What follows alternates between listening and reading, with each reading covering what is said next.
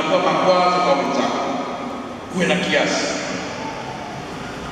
Kiongozi, uwe na sifa njema kati ya watu.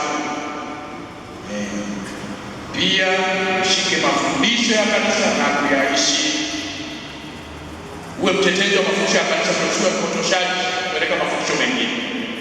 Kiongozi pia upatikane wakati wa shida, usizime simu. Simu yako iwe hewani kila wakati, ili watu wanapokupigia wakupate, na uwaambie ukweli kwamba uko mahali fulani, usafiri, kupata dharura.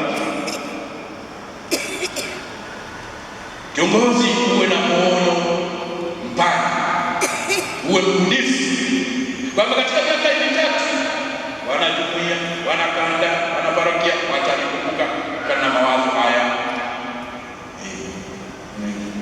Katika ngazi uliopo, hata kwenye jumuiya yako, chama cha mtume, uwe na maono, uwe na maono.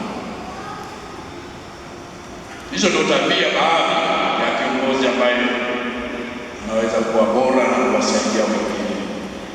Wajibu wa jumla wa kiongozi: kwanza, kiongozi wajue unaowaongoza, wafahamu,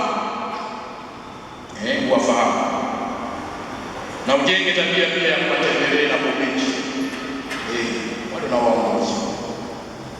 Wakati wa fulani inakuwa ngumu kutokana na majukumu tulionayo mengine ya ziada, lakini basi angalau uonyeshe nia hiyo, ujiweke utaratibu wa kukutana na kuwatembelea watu wako.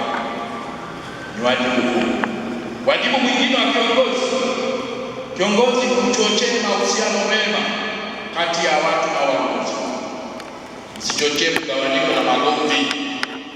Kama kuna vita na uhasama, wewe upeleke mbali chachu ya upendo, upatanisho. Weke pamoja wale watu, wapatanisho. Kiongozi pia ujitoe kwa